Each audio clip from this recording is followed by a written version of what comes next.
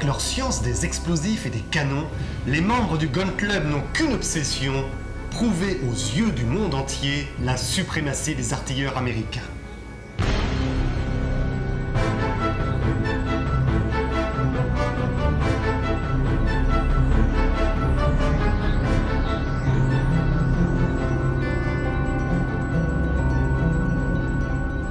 Le roman De la Terre à la Lune débute à Baltimore, aux États-Unis, dans l'une des salles d'une bien curieuse association, le Gun Club. Cette association qui fut créée en pleine guerre de sécession qui ravagea l'Amérique du Nord est composée d'artilleurs, de constructeurs de canons ou de mortiers. Au moment même où débute notre aventure, plusieurs des plus éminents membres de cette association sont alors en pleine discussion. Une véritable catastrophe est en effet tombée sur eux. La guerre de sécession, ce conflit terrible entre les nordistes et les sudistes, est terminé. La paix est signée. Il n'y a donc plus de canons à construire, ni de mortiers à inventer ou de boulets à fondre. Le Gun Club est désormais dans une léthargie complète et chacun tente de trouver une solution à ce désœuvrement. Le président du Gun Club, Impey Barbicane, fait une proposition extraordinaire. Il propose de prouver aux yeux du monde entier que les artilleurs américains sont les meilleurs en construisant un canon gigantesque et en tirant sur la Lune au boulet.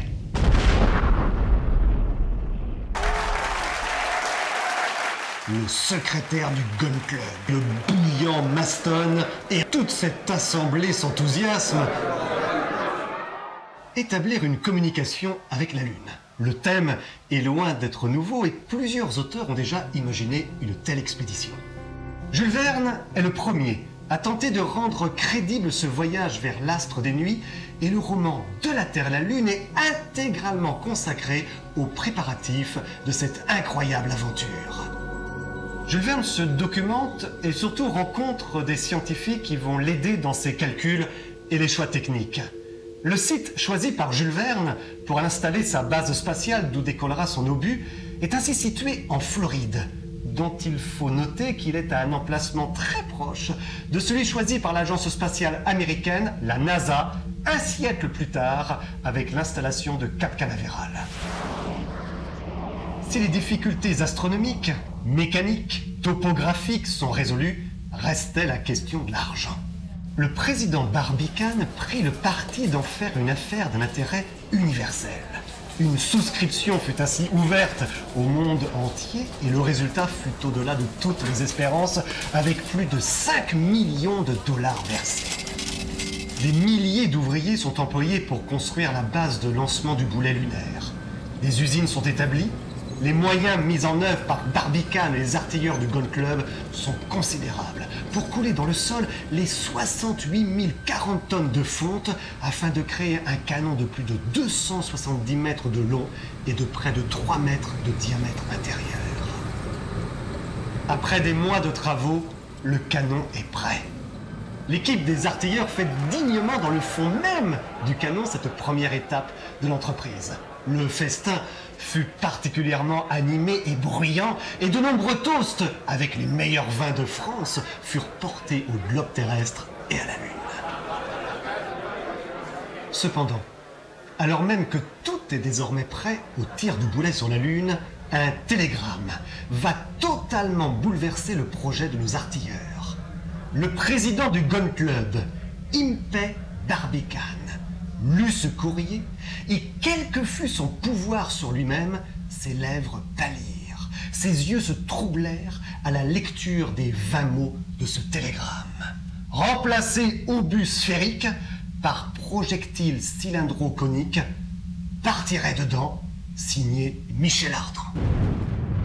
Michel Ardan, un Français fantasque, aventurier, dont il faut signaler ici qu'il s'agit de l'anagramme du nom de Nadar, un Français célèbre de l'époque, ami de Jules Verne, grand photographe et aéronaute confirmé.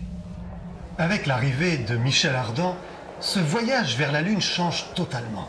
Il ne s'agit plus de tirer au boulet sur la Lune, mais d'envoyer une véritable capsule spatiale avec à l'intérieur Michel Ardan. Mais ce dernier arrive à convaincre le président Barbicane de l'accompagner, ainsi que le capitaine Nicole.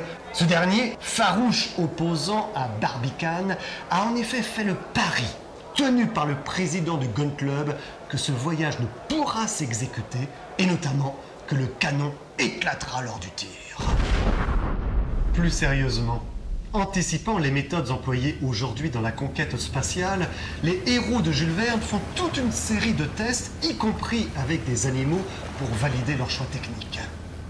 Maston reste enfermé durant une semaine dans le projectile afin de constater le bon fonctionnement des machines pour produire de l'oxygène. Rien n'est laissé au hasard jusqu'à la construction d'un télescope géant au sommet des montagnes rocheuses afin de suivre le voyage de nos héros. Quant à l'aménagement intérieur de la capsule, Michel Ardan lui donne un aspect plus proche du pub londonien avec ses banquettes et meubles capitonnés, pouvant aussi accueillir 2 chiens fidèles, Satellite et Diane. Enfin, le jour J est arrivé. Des milliers de touristes viennent assister au départ des 3 voyageurs de l'espace.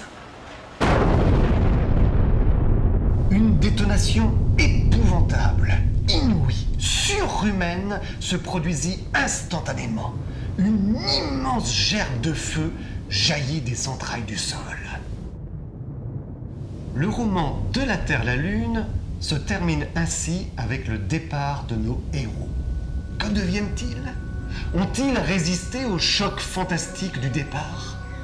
Il faudra attendre près de 5 longues années pour avoir la réponse avec la publication en feuilleton du roman Autour de la Lune en novembre et décembre 1869 dans le grand quotidien de l'époque, le Journal des débats. Soit à quelques mois près, exactement un siècle avant la mission Apollo 11 et le premier pas de l'homme sur la Lune. Après le choc terrifiant du départ, nos 3 héros se retrouvent dans un silence totalement opaque, au point qu'ils se demandent s'ils ont bien quitté la Terre. Ne seraient-ils pas finalement retombés dans l'océan? Ils décident d'ouvrir le volet protégeant l'un des hublots de la capsule. Ils découvrent un spectacle inouï et inédit, celui de la Terre se détachant sur le fond des étoiles.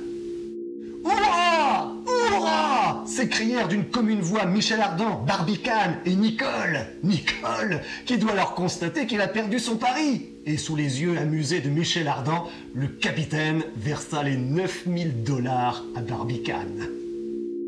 Durant 4 jours, nos héros filent vers l'astre des nuits, profitant de cette situation unique pour faire de multiples expériences et observations scientifiques, y compris celle de la pesanteur. L'une de ces observations scientifiques n'était guère prévue.